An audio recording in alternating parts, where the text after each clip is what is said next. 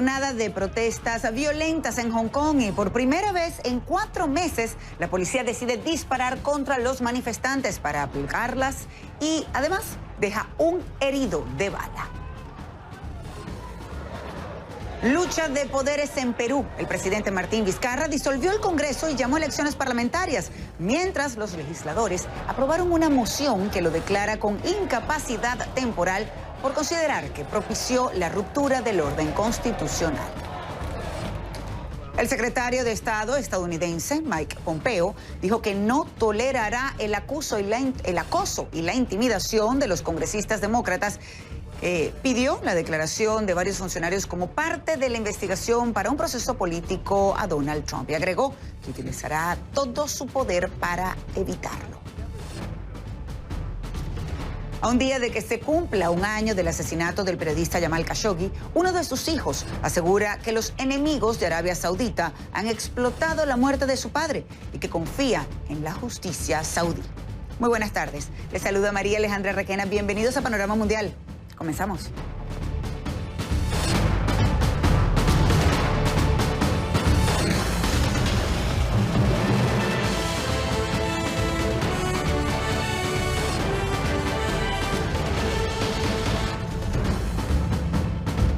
La celebración del 70 aniversario de la República Popular de China se ha visto empañada por las violentas protestas en Hong Kong. La policía dispersó a los manifestantes que, según ellos, atacaron oficinas del gobierno e inclusive a transeúntes, con chorros de tinta azul y armas de fuego. Entre los cientos de arrestados y las decenas de heridos está el caso de un joven herido de bala. Nunca antes, en 17 semanas de protestas, las fuerzas de seguridad habían utilizado armas contra los manifestantes, algo que criticó el secretario de Asuntos Exteriores de Gran Bretaña, quien además pidió la moderación a ambas partes. El vocero de la policía dijo que el joven herido de bala había agredido al oficial y que estaba siendo atendido en el hospital. A pesar de ese incidente, las autoridades defendieron su actuación y resaltaron la violencia con los que actúan los manifestantes, aunque prometieron investigar lo ocurrido. El uso de armas de fuego marca un punto de inflexión en el conflicto con los manifestantes que exigen mayores garantías democráticas en Hong Kong, a pesar de que las autoridades advertían en días pasados que las manifestaciones eran cada vez más violentas. En el siguiente reporte, Ana Coren nos tiene todos los detalles. Adelante.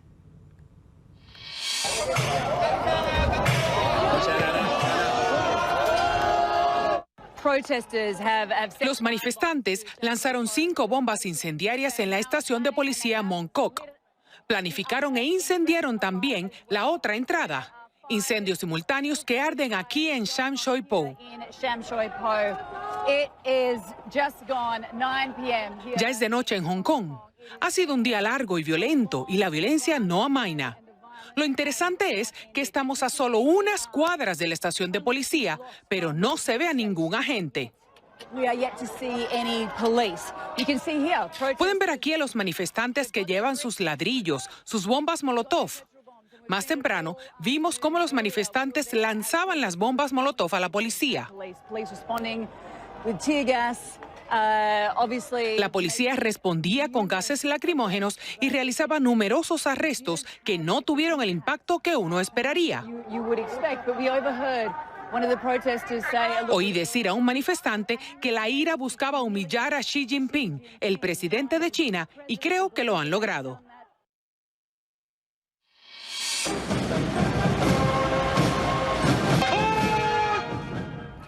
El presidente Xi Jinping pronunció un discurso nacionalista desde la plaza de Tiananmen en Beijing, justo donde Mao Zedong declaró la fundación de la República Popular China un 1 de octubre, pero en 1949. El mandatario aseguró, y cito, ninguna fuerza puede sacudir los cimientos de una gran nación. También Xi Jinping se refirió a las protestas en Hong Kong. Dijo que China debe seguir comprometida con la estrategia de refuerzo pacífico del modelo de un país. 2 sistemas, el marco de gobierno que rige a los territorios semiautónomos, aunque advirtió que continuará luchando por la unificación completa del país. Vamos de inmediato con Davis Colbert con el reporte sobre la celebración del Día Nacional de China. El contraste de lo que está pasando aquí en Beijing con estas celebraciones y lo que hemos visto en Hong Kong es impresionante. El gobierno aquí en Beijing no quiere que lo que pasa en Hong Kong opaque esta gran fiesta. No hay mención de lo que está pasando allá. Más temprano, los manifestantes se enfrentaron a la policía. Hubo varios heridos. Incluso un manifestante recibió un disparo en el pecho. Su enfoque está en celebrar su fiesta nacional. Durante todo el día hemos visto desfiles y coreografías cuidadosamente coordinados. Todo esto en la plaza de Tiananmen. Y lo que están haciendo para mantener esta perfección, para honrar la fundación de China comunista hace 70 años, es un intenso operativo de seguridad. Y no solo hoy, sino desde hace varias semanas. Yo he vivido aquí durante las últimas semanas y puedo contarles que circular por la ciudad ha sido casi imposible algunos días por el cierre de calles y hoy hemos pasado varios puntos de seguridad e incluso reconocimiento facial. Están revisando constantemente que nada falle y que la imagen perfecta que China quiere mostrar al mundo no se dañe. El mensaje que quiere transmitir es que China está celebrando el progreso. Un progreso, aseguran, no se detendrá. David Culver, CNN, Beijing.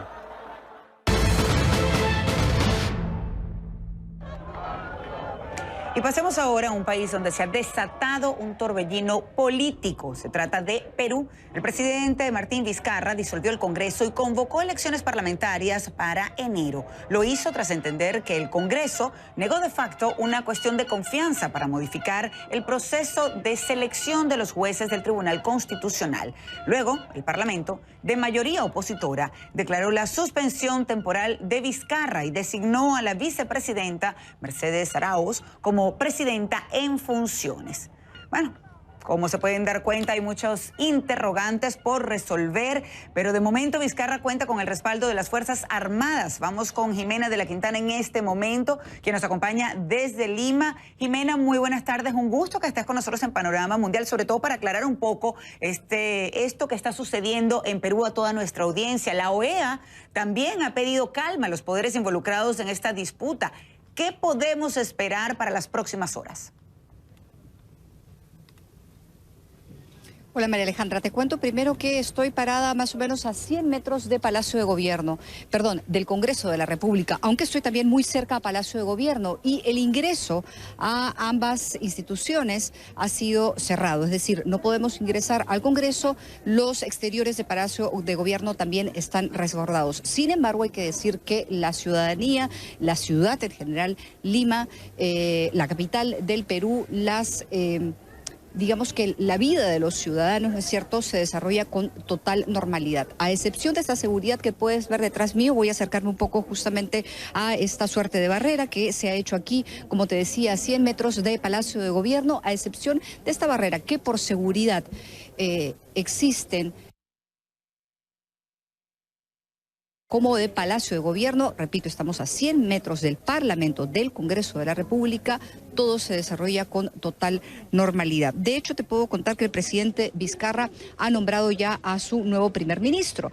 Recordemos que cuando se lleva a cabo una cuestión de confianza y la misma es rechazada, como lo interpreta el presidente Vizcarra, y por lo tanto el gabinete, y así es como técnicamente se dice, entra en una crisis total. Luego de esa crisis total, los miembros del gabinete se ven obligados a renunciar y tras ello el presidente Martín Vizcarra debe nombrar a un nuevo gabinete y eso es lo que ha ocurrido. El exministro Vicente Ceballos, el exministro de Justicia, es ahora el nuevo primer ministro. En este momento está en Palacio de Gobierno Martín Vizcarra y está reuniéndose con algunas personalidades que están ingresando a Palacio de Gobierno justamente para que el presidente decida quién será parte de su nuevo gabinete. Hay que decir también que el presidente Vizcarra realiza sus actos de gobierno, digamos, con total normalidad, que las Fuerzas Armadas lo reconocieron ayer como jefe de las mismas. Del otro lado, ¿qué te podemos decir de lo que ha ocurrido desde el lado del Parlamento? el expresidente del Congreso, porque el Congreso disuelto se convierte ahora, el Congreso no ha sido cerrado, sino disuelto. El Congreso ahora funciona, sigue funcionando, pero a través de una comisión permanente. El presidente de esa comisión permanente es quien era en su momento el presidente del Congreso, Pedro Olaechea. Él, en una conferencia con la prensa extranjera, en una conversación que mantuvo con la prensa extranjera, reconoció que en este momento él es presidente de la comisión permanente. Y vamos a escuchar lo que le dijo a los periodistas extranjeros con quien se reunió hace algunas horas. El Congreso es el único, y yo creo que en todos los congresos del mundo, en que los temas constitucionales son exclusiva y excluyentes capacidades del Congreso de la República. O sea, el Congreso de la República en temas constitucionales no le da razón a nadie, porque no es parte de la estructura ejecutiva del gobierno.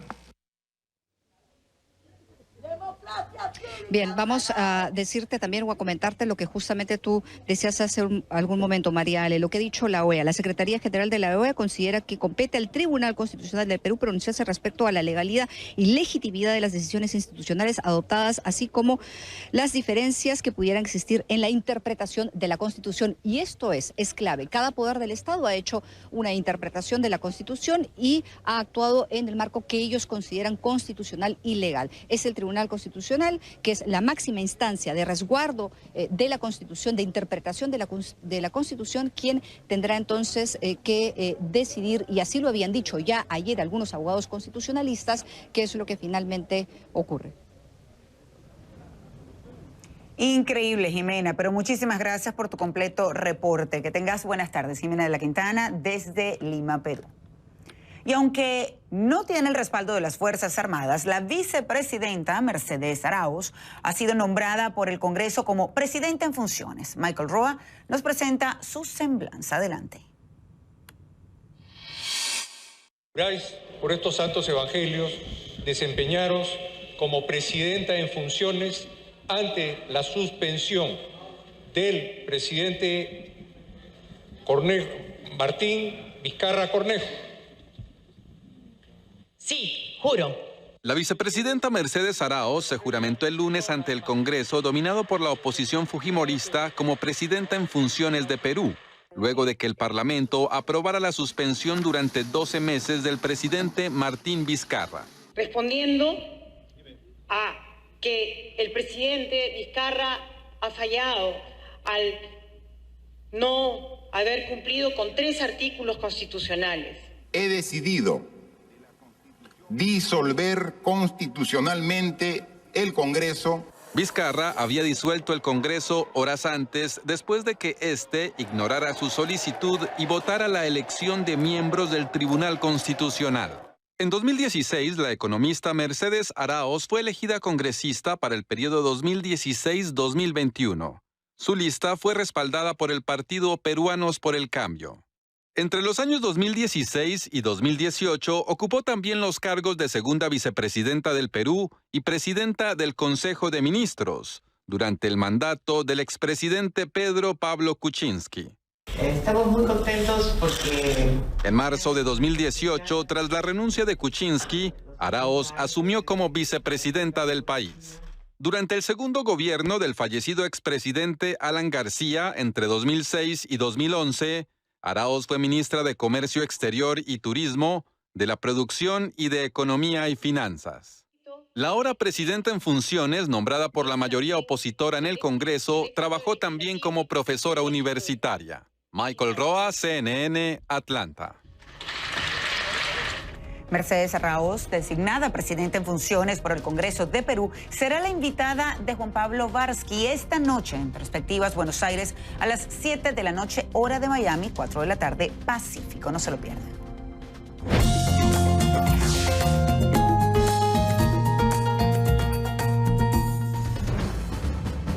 ¿Qué opinan ustedes de todo esto que está sucediendo en el Perú?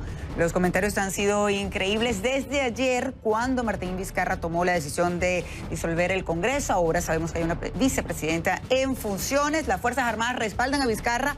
no Arauz. Vamos a ver qué sucede. Por supuesto, les estaremos informando aquí en CNN en español, pero quiero saber qué opinan ustedes. @RequenaCNN es mi cuenta en Twitter. Más adelante tendré oportunidad de leer algunos de sus comentarios. Pero cuando regresemos a Panorama Mundial, el secretario de Estado estadounidense, Mike Pompeo, asegura que no tolerará el acoso y la intimidación de los congresistas demócratas. Les contamos por qué. Y protestas en Bagdad terminan con bombas lacrimógenas y cañones de agua. Los detalles al regresar aquí en Panorama Mundial.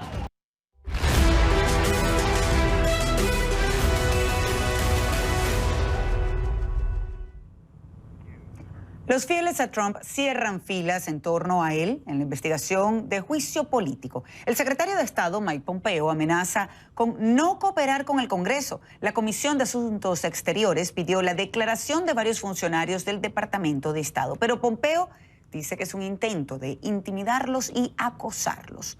Ahora se sabe que Mike Pompeo escuchó también la llamada telefónica de julio de Donald Trump con su homólogo ucraniano.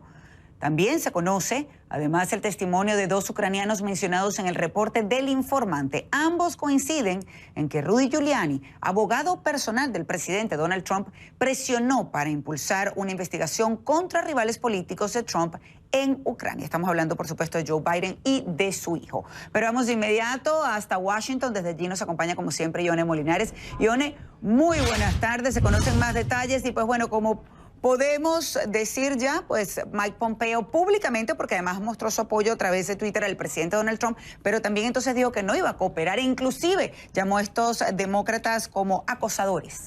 Pero ahora son los demócratas, Mariale, los que están acusando a Pompeo y advirtiéndole que él sea el que no esté intimidando a los testigos. Se estaba refiriendo a un grupo de altos funcionarios del Departamento de Estado que han sido o que tienen, los demócratas tienen interés en cuestionar. Y obviamente, pues ahora se volvió un dime y direte entre los demócratas y el Departamento de Estado, especialmente el secretario Pompeo.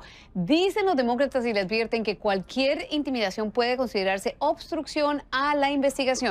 Eso, obstrucción a la investigación, fue uno de los asuntos que terminó por hundir al presidente Richard Nixon antes de que siquiera se le fuera a someter a votación para un juicio político. Así que, pues, en parte fue precisamente obstrucción a esta investigación.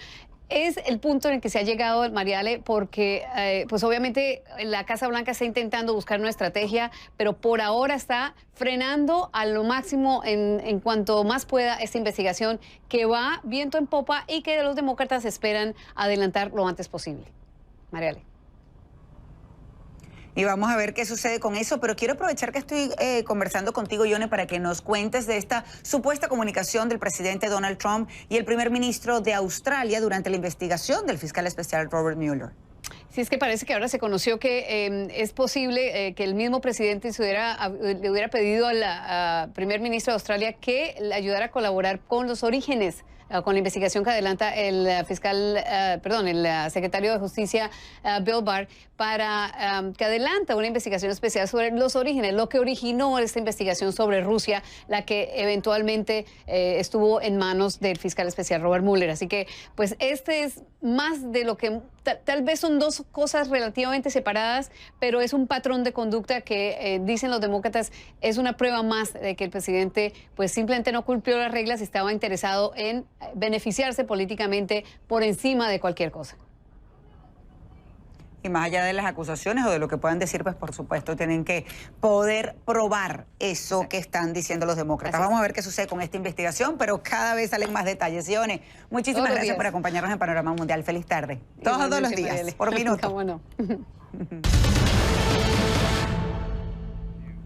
Y este martes es el segundo aniversario del referéndum independentista en Cataluña. A lo largo de la jornada hubo diversos actos reivindicativos en esa región. La fecha coincide además con un contexto nuevamente tenso entre Cataluña y Madrid a poco más de un mes de las elecciones generales de España, que además van a estar celebrando el próximo 10 de noviembre. Vera Cataño nos cuenta desde Madrid todos los detalles. Adelante.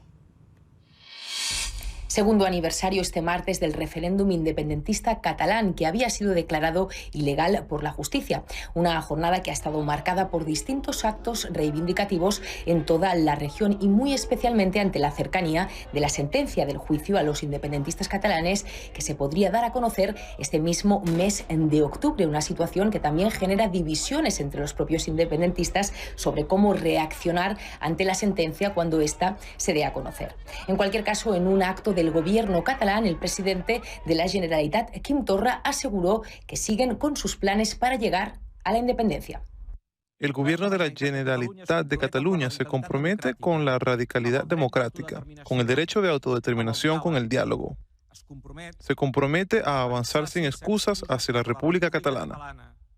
En este último tiempo se ha tensado de nuevo la relación entre Cataluña y Madrid, sobre todo a raíz de la detención la semana pasada de 7 personas pertenecientes a los autodenominados Comités de Defensa de la República, más conocidos como CDRs.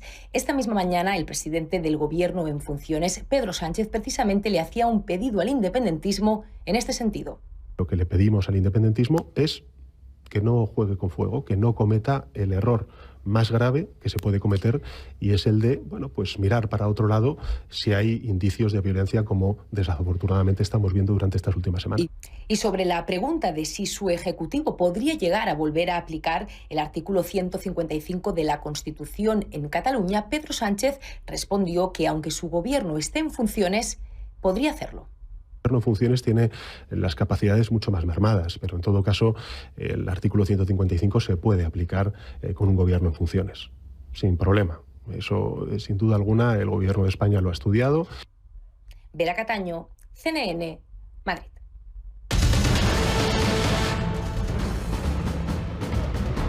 En Finlandia, al menos una persona murió y otras 10 resultaron heridas en un incidente violento ocurrido en un complejo escolar de la ciudad de Kuopio, en el este del país. La familia, o en este caso la policía, informó a CNN que por el momento ha detenido a un sospechoso vinculado al caso, identificado como un ciudadano finlandés nativo. Sin embargo, por ahora se desconoce si el incidente se deberá manejar como un ataque y tampoco se ha confirmado qué tipo de arma fue utilizada.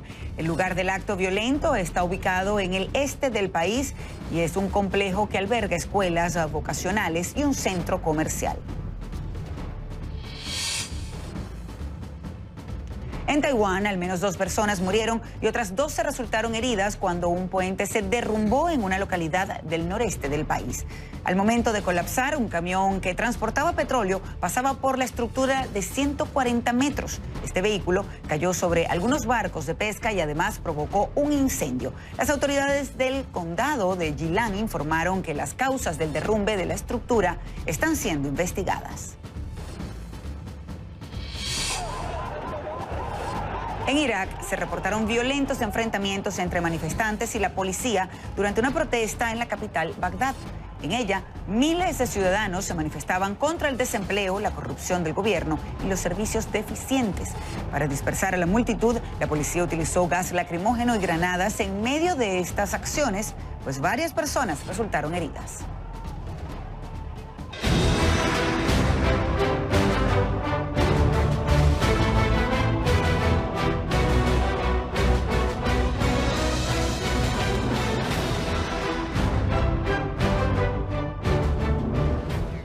De insuficiente calificaron diplomáticos de la Unión Europea una propuesta que supuestamente proviene del primer ministro británico Boris Johnson y que se conoció tras filtrarse a la prensa. Para los funcionarios, estos documentos no resuelven el nudo gordiano de la discusión sobre el Brexit. La materia del debate gira en torno a cómo administrar el uso de las 2 fronteras, la de Irlanda y la de Irlanda del Norte. Boris Johnson ha insistido en la importancia de este punto y aunque ha expresado que es muy serio sobre las propuestas que hace, también ha manifestado una y otra vez su disposición a abandonar la Unión Europea, aún sin llegar a un acuerdo. El primer ministro se encuentra fuera de Londres, está en Manchester, en la conferencia anual del Partido Conservador. Vamos de inmediato hasta Londres, desde allí nos acompaña Marta Altuna con más información. Muy buenas tardes, buenas noches para ti, Marta. ¿Y qué nos puedes contar entonces de esta propuesta que se conoció y se filtró a través de la prensa?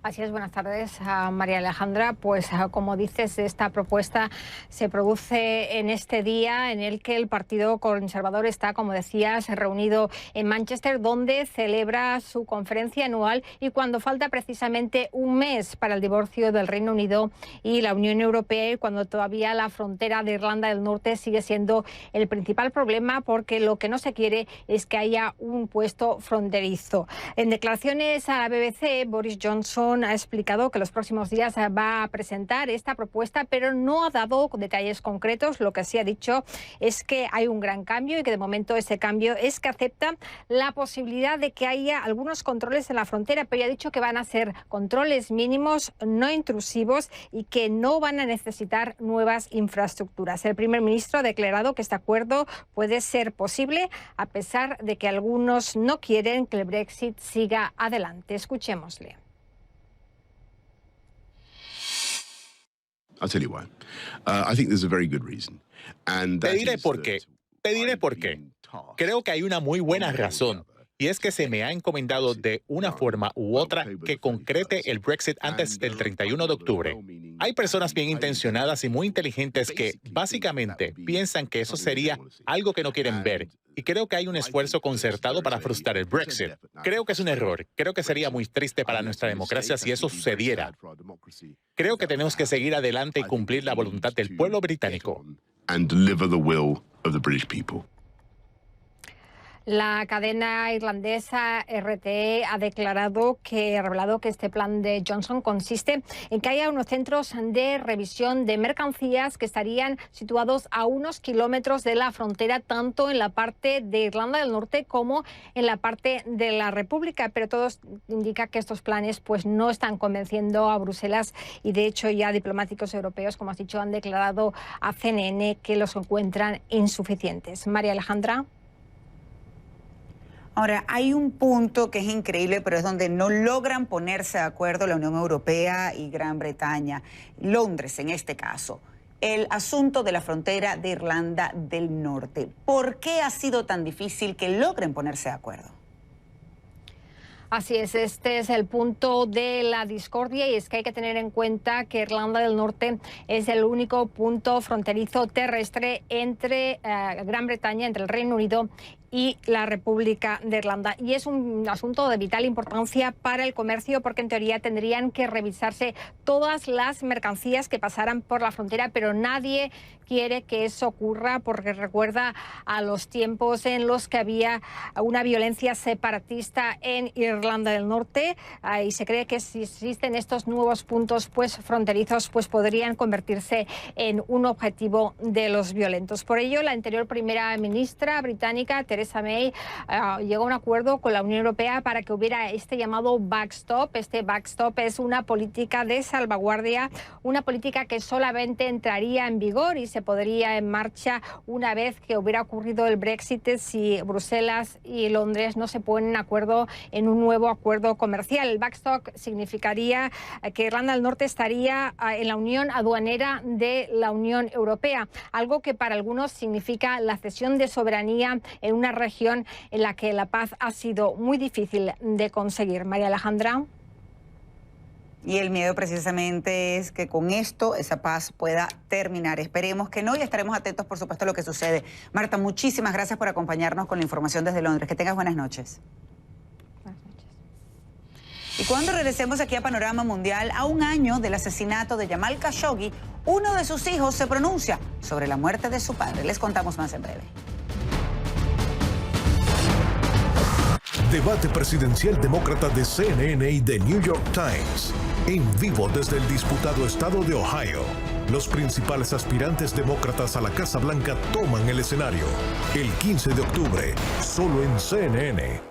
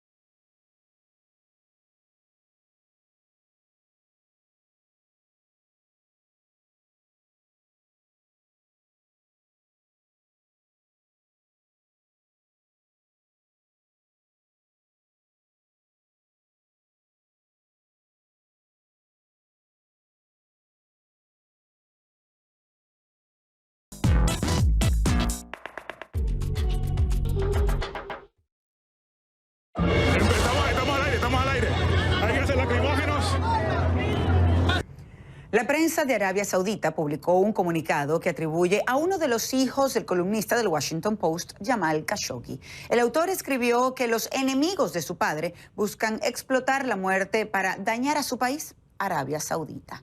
Pero no queda claro desde dónde fue escrito este tuit, ni cuál de los dos hijos del periodista lo habría redactado. Recordemos que Khashoggi fue asesinado el 2 de octubre en el consulado de su país en Estambul. Nunca se recobraron los restos. Este comunicado aparece 2 días después de que el príncipe de Arabia Saudita apareciera desligándose personalmente del hecho. El príncipe heredero saudí negó haber participado en el asesinato del columnista del Washington Post, Jamal Khashoggi, pero, ojo, asumió la responsabilidad como líder del país, y esto lo hizo en una entrevista del programa 60 Minutos de CBS. Sus comentarios surgieron justo antes del aniversario de la muerte de Khashoggi, como nos cuenta Nick Robertson. Adelante. Un año después del brutal asesinato de Jamal Khashoggi, su cuerpo aún no ha sido encontrado.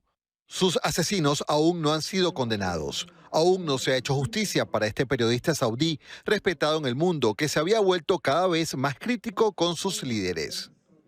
Ahora, al cumplirse un año de su asesinato, dentro del consulado saudí en Estambul, el 2 de octubre de 2018, el ambicioso príncipe heredero de Arabia Saudita, Mohammed bin Salman, responde a las versiones según las cuales él estuvo involucrado en esa muerte. Absolutamente no.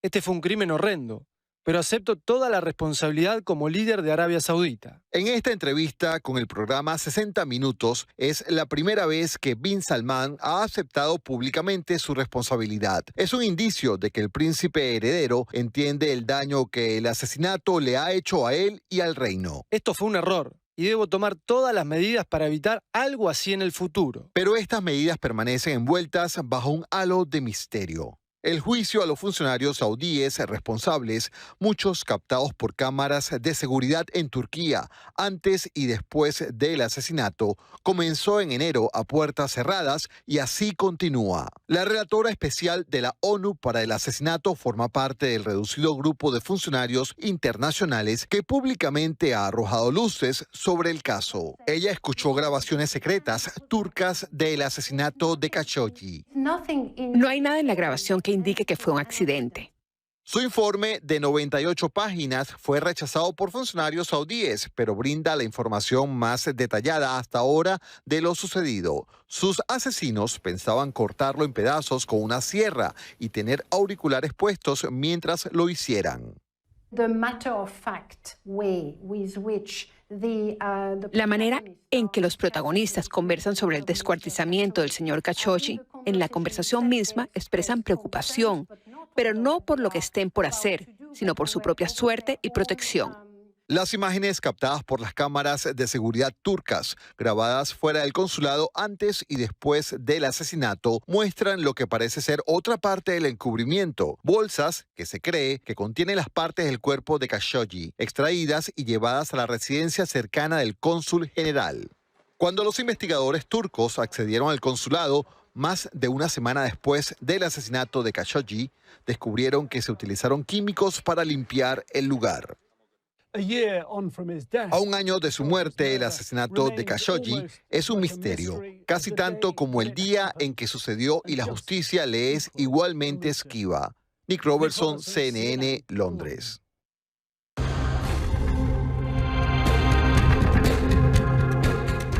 Un video exhibe los estragos causados por la tormenta tropical Narda en el occidente de México. Las imágenes registran el momento en el que un equipo de protección pone a salvo a 7 personas, incluidos ancianos, en una zona inundada en el estado de Jalisco. Este martes se informó de 2 muertes y una desaparición mientras Narda avanza por el Pacífico hacia el estado de Sonora. Y a un mes del paso del huracán Dorian por las Bahamas, los damnificados caminan entre los escombros en busca de desaparecidos en Freeport y otras zonas afectadas. Algunas propiedades fueron seriamente dañadas y de otras se borraron hasta los cimientos. Algunos han hallado pertenencias, pero no el cuerpo de sus seres queridos. De seguir así, la ley establece que los familiares deberán esperar 7 años para declarar el fallecimiento. Según el gobierno local, hubo 56 muertos y aún hay 600 personas desaparecidas. Hacemos una breve pausa, pero ya regresamos con más de Panorama Mundial. No se mueva. Sigue a CNN en una investigación especial. When we say that we're in need of more people to work, we talk about immigrants. Not a lot of people want to hear that. Indocumentados en Estados Unidos, trabajadores ocultos. El domingo en CNN. Debate presidencial demócrata de CNN y The New York Times. En vivo desde el disputado estado de Ohio. Los principales aspirantes demócratas a la Casa Blanca toman el escenario. El 15 de octubre, solo en CNN. ¿Alguna vez me he sentido discriminada? Vengo de un país donde la organización está por estratos socioeconómicos, entonces es bastante usual que te pregunten de qué colegio salió o de qué familia viene. Yo creo que ha sido lo más cercano que he sentido a la discriminación, algo reprochable, pero que siempre digo es falta de educación y de cultura de algunos grupos que están dentro de la sociedad.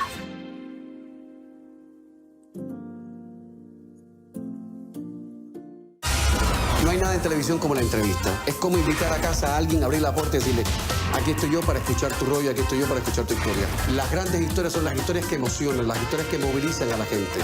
Camilo, esta noche en CNN.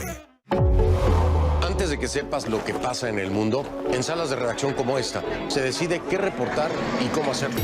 Un factor que influye en la forma en que cubrimos y percibimos las noticias.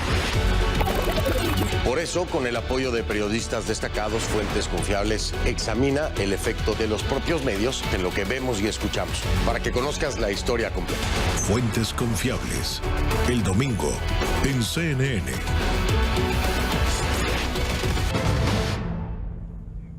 Gracias por continuar con nosotros en Panorama Mundial. Luis Gerardo Bucci ya listo con nosotros acá. Muy buenas tardes, Luis Gerardo. Hola, Mariale, ¿cómo estás? Bien, y me encanta porque este martes es una jornada completa de fútbol y de béisbol. ¿Qué nos dices? Así es. Bueno, arranca la postemporada del béisbol de las Grandes Ligas. Tenemos Champions y tenemos las semifinales de la Copa Libertadores. Así que es un día completo, parece domingo.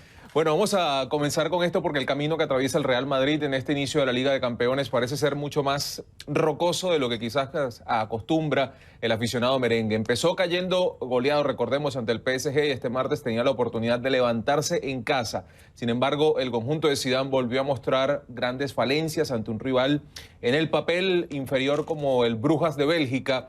Bueno, el Madrid recibió el conjunto belga en el Santiago Bernabéu. El cuadro visitante en un principio parecía presa fácil para el cuadro blanco, pero un doblete de Manuel Bonaventure silenció a todo el Santiago Bernabéu en esa primera parte. Bueno, para el segundo tiempo Zidane tomó la curiosa decisión de sacar a Courtois y poner al ex arquero del Paris Saint-Germain, Alphonse Areola. El Madrid empujó hasta lograr el empate gracias a los goles de cabeza de Sergio Ramos y de Casemiro.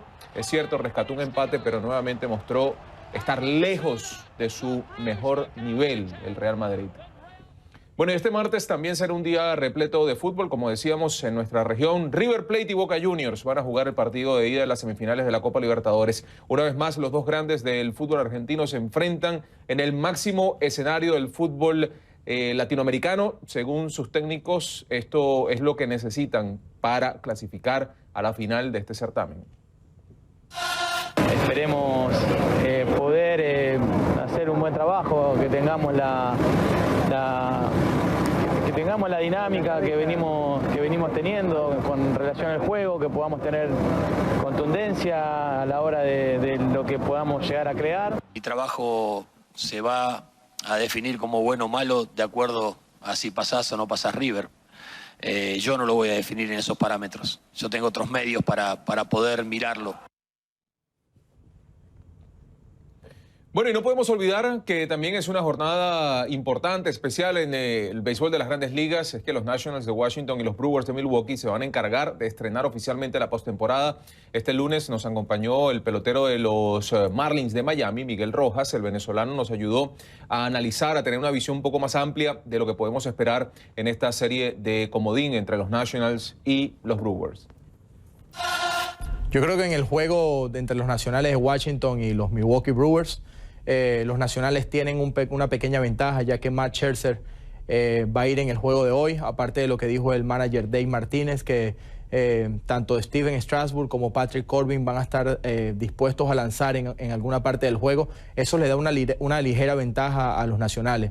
Aparte de eso, por el otro lado, los Milwaukee Brewers cuentan con la baja de Christian Yelich, que para mí es bastante difícil reponerse a algo como eso, pero al mismo momento los Milwaukee Brewers han buscado la manera de ser el mejor equipo en el mes de septiembre, y para mí eso es bastante importante también. Creo que va a ser un juego bastante emocionante, los invito a verlos a todos, pero como les estaba diciendo, creo que los Nationals por encima de los Brewers el día de hoy. Bueno, y a partir de este martes podrán disfrutar de los playoffs de las Grandes Ligas en CNN en español, solo en nuestra señal para Estados Unidos. Comenzamos con el juego, repetimos, entre los Nationals de Washington y los Brewers de Milwaukee por el comodín de la Liga Nacional a las 8 de la noche, hora de Miami. Y ahí estaremos pendientes para verlo, por supuesto, el juego, y luego Deportes CNN esta noche. Así es. Bueno, muchísimas gracias, Luis Gerardo. Gracias, María. Mañana contaremos entonces, hablaremos un poco sobre este juego y lo que tendremos más adelante. Ustedes no se muevan, ya regresamos con más de Panorama Mundial. Buenas tardes, Juan Carlos. Y bueno, el secretario de Estado Mike Pompeo amenaza con no cooperar con el Congreso, ¿no? Así es, está en Italia, también estuvo el secretario de Justicia, pues hoy dijo que no se va a dejar intimidar ante los citatorios a varios funcionarios del Departamento de Estado para que testifiquen esta semana. Lo que cambia es que por ser una indagación de juicio político tiene menos posibilidad de oponerse, pero está claro que sigue la línea del presidente Trump y es pelear hasta el último momento. Tendremos todos los detalles en instantes. Y estaremos atentos, por supuesto. Buenas tardes. Buenas tardes. Egipto expone el ataúd dorado de un antiguo sacerdote de alto rango. El sarcófago había sido vendido ilegalmente antes de exponerse públicamente en el Museo Metropolitano de Nueva York. Ahora la pieza fue exhibida en el Museo Nacional de la Civilización Egipcia. El principal funcionario de antigüedades del país consideró la repatriación del sarcófago como una victoria para el gobierno egipcio. ¿No quieres pagar por un boleto en el metro de Roma? Hay una solución. Recoge botellas de plástico y podrás viajar gratis. La capital italiana ofrece a los pasajeros boletos por botellas de plásticos que desechen. La iniciativa es parte de una campaña para generar conciencia sobre la contaminación. El programa permite a los usuarios devolver las botellas a cambio de 5 centavos de crédito acumulables que se pueden gastar en la compra de boletos digitales.